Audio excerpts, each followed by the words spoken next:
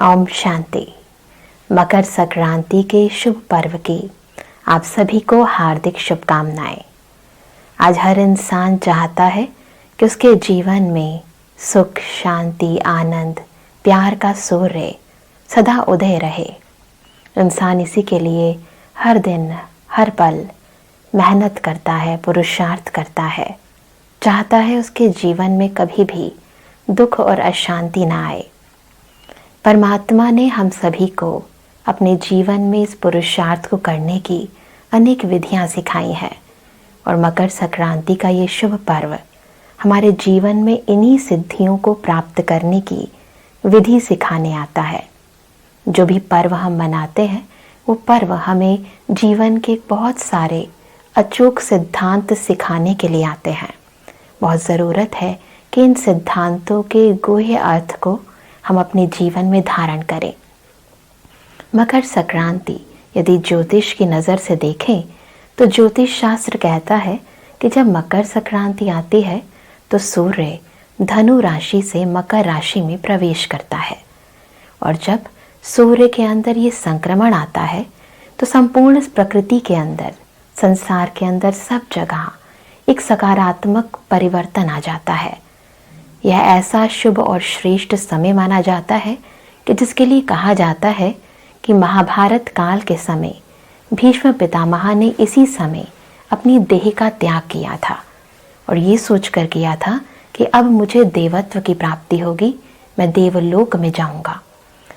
संसार के अंदर कुछ समय ऐसे बनाए गए हैं जिन समय का बहुत ही विशेष महत्व है। एक और छोटी सी कहानी इस त्योहार के अंतर्गत हम सुनते आते हैं। वो कहानी है सूर्य और शनि की। कहते हैं सूर्य बहुत समय के बाद अपने पुत्र शनि से मिलने इसी समय पर आते हैं और ज्योतिष शास्त्र मानता है कि शनि जो है वो मकर राशि का स्वामी है। पिता और पुत्र का मिलाव एक बहुत ही सुंदर संगम है और इसीलिए जब ये त्योहार आता है तो मिलन की यादगार मेला जगह जगह पर लगाए जाते हैं। विशेष तौर पर माघ मेला जो कि हम देखते हैं कि इलाहाबाद में लगाया जाता है।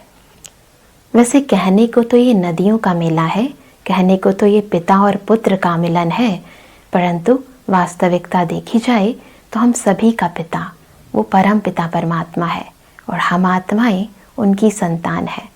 तो जब परमात्मा और आत्मा का मिलन होता है तभी आत्मा के जीवन में शुभ दिनों का प्रारंभ होता है। यानी आत्मा अपने जीवन के अंदर ज्ञान, सुख और शांति बहुत ही सहजता से लेकर आ सकती है जब आत्मा और परमात्मा का ये योग यानी राजयोग होता है।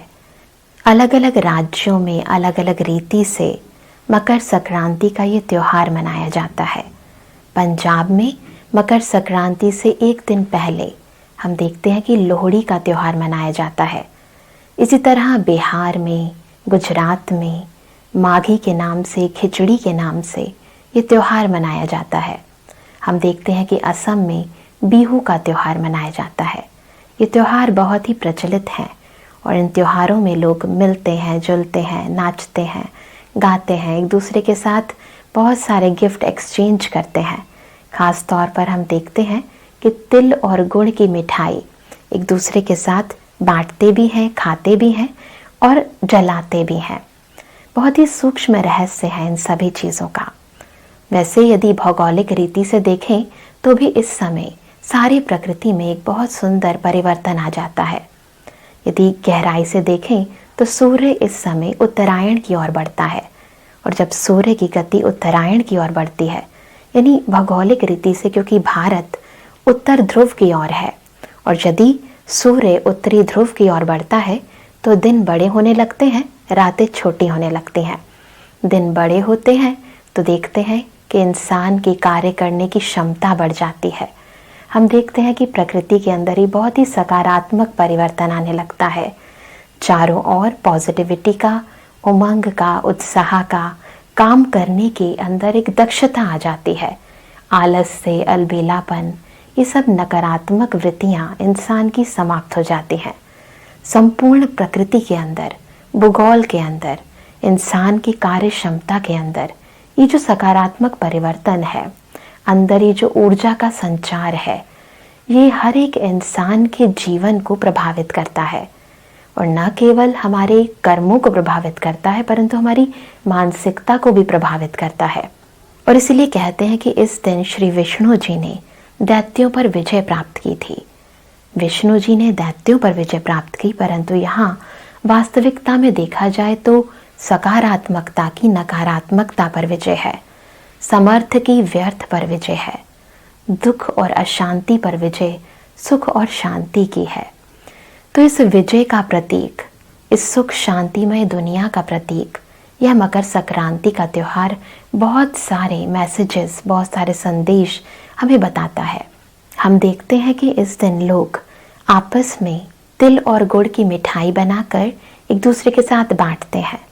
यदि सूक्ष्म अर्थ को देखें, आध्यात्मिकता की ओर नजर दौड़ाएं तो अति सूक्ष्म से सूक्ष्म तो आत्मा है, आत्मा के गुण है, आत्मा की शक्तियां हैं।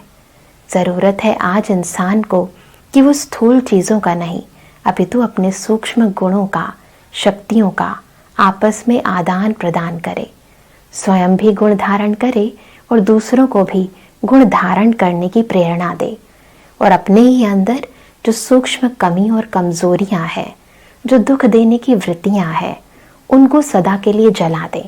हम देखते हैं स्थूल रूप में तो सभी लोग अग्नि जलाते हैं और अग्नि के चारों ओर चक्र लगाते हैं, परमात्मा को सिमरण करते हैं और हम देखते हैं खूब नाचते हैं और गाते हैं।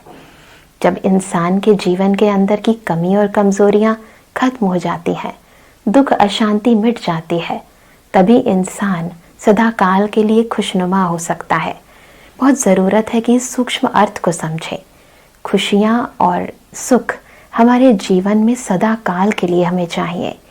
इसके लिए ज़रूरत है कि हम हर रोज़ अपनी सूक्ष्म चेकिंग करें, हर रोज़ अपने अंदर की गहराई से चेकिंग करके अपनी कमी और कमज़ोरियों को सदा के लिए स्वाहा करें, अपने पुराने संस्कारों को जलाएं ताकि हम सभी के अंदर नए संस्कारों का उद्गम हो।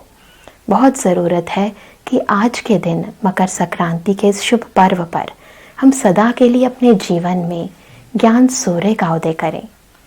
हम देखते हैं कि इस दिन सभी लोग बड़े ही शौक से पतंग भी उड़ाते हैं। इंसान अपने जीवन में उड़ तब सकता है, हल्का तब हो सकता है, स्वतंत्र तब हो सकता है जब उसके अंदर की कमी और कमजोरियां खत्म हो गई हों, अंदर की परतंत्रता समाप्त हो गई हो। और इसके लिए ज़रूरत है कि रोज़ हम अपने सभी बोझ परमात्मा को दे दें।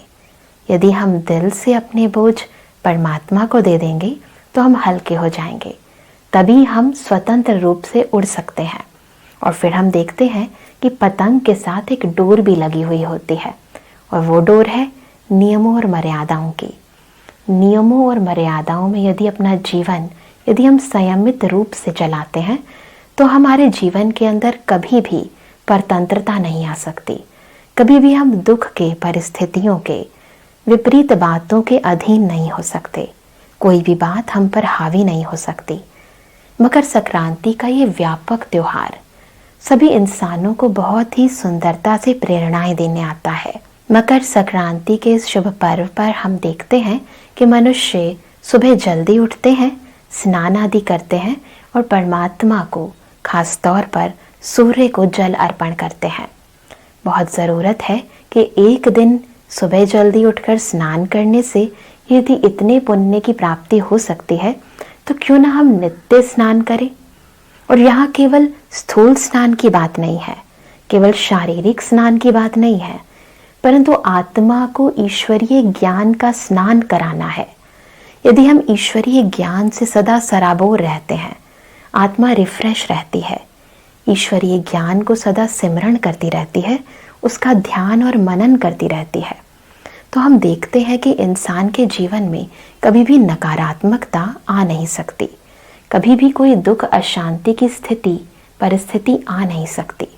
क्योंकि देखा भी जाता है, इंसान मानता भी है कि इंसान जो करता है उसके अनुसार ही उसके जीवन में अच्छे व बुरे फलों की प्राप्ति होती है।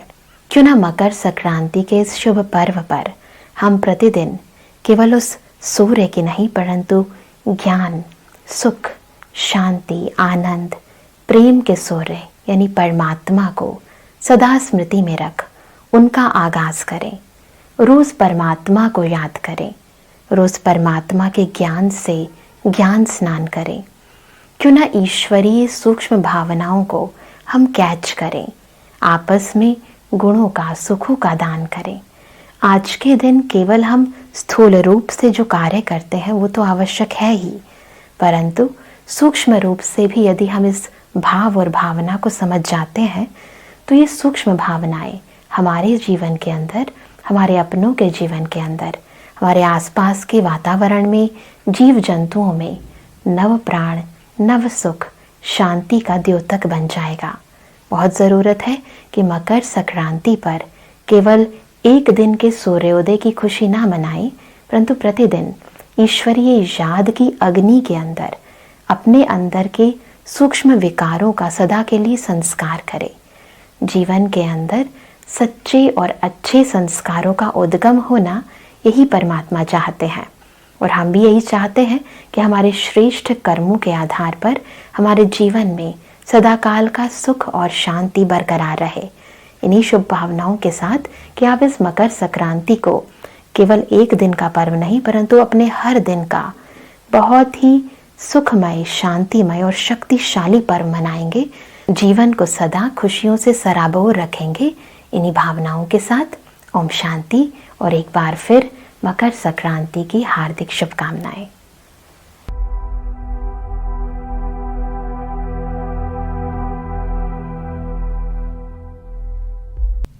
ओम शांति। कुछ देर के लिए स्वयं को संपूर्ण संसार से अलग, एकांत, एकदम साइलेंस में ले चले। चारों ओर आज एक नया माहौल है। संपूर्ण प्रकृति चारों ओर मुस्कुरा रही है। उत्तरायण का ये समय केवल आकाश में नहीं, परंतु हम सबके जीवन में एक नया प्रकाश लेकर आया है। महसूस करें कि जैसे आकाश में सूर्य चमकता है, वैसे ज्ञान का सूर्य है, प्रेम का सूर्य है, आनंद, शक्तियों का सूर्य है, हमारे समक्ष है। खुद परमात्मा शिव बाबा हम सर्व मनुष्य आत्माओं पर ज्ञान, गुणों व शक्तियों की किरणें बिखेर रहे हैं। ये सर्व किरणें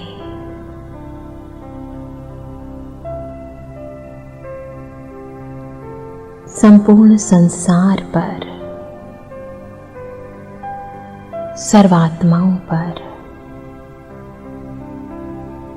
प्रकृति पर, जीव जंतुओं पर महसूस करें इन फैलती हुई अद्भुत किरणों को, पतंग की तरह उड़ती हुई आत्मा की स्वतंत्रता को। आज अपने मन के सर्व बोझ एक छोटे से पैकेट में डालकर उसे बंद करके परमात्मा को अर्पित कर दें। हल्के हो जाएं, एकदम हल्के। महसूस करें कि मैं आकाश में उड़ते पंछियों की तरह,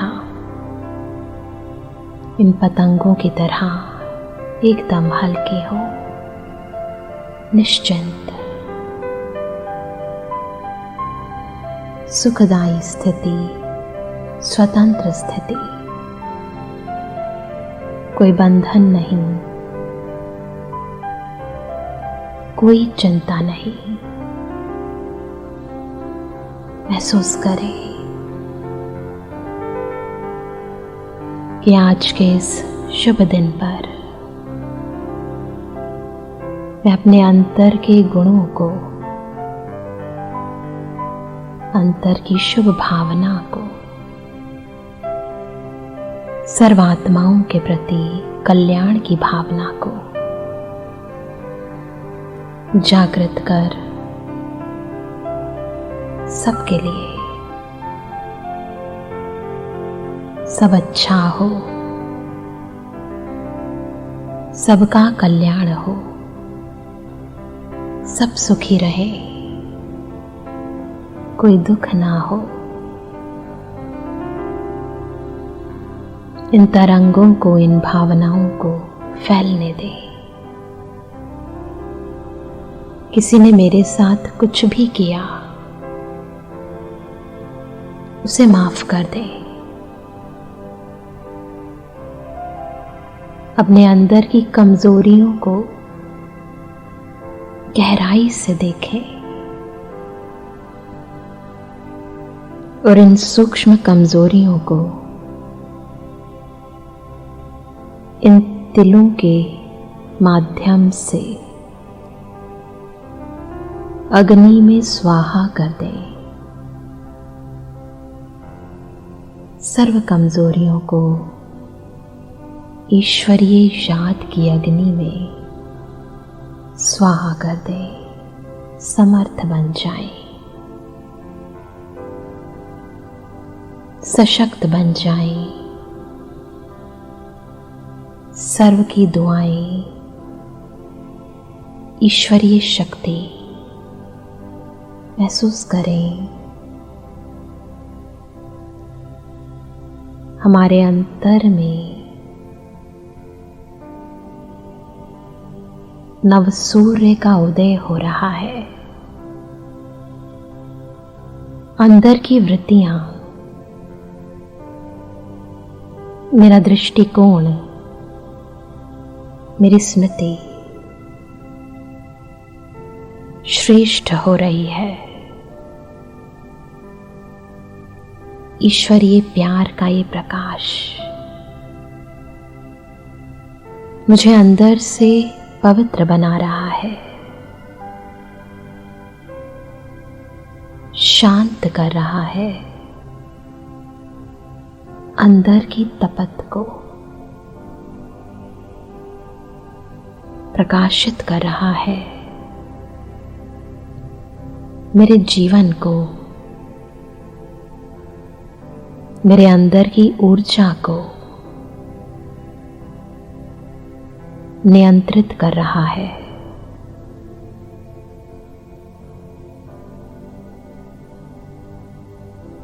आज का ये शुभ दिवस सर्व के लिए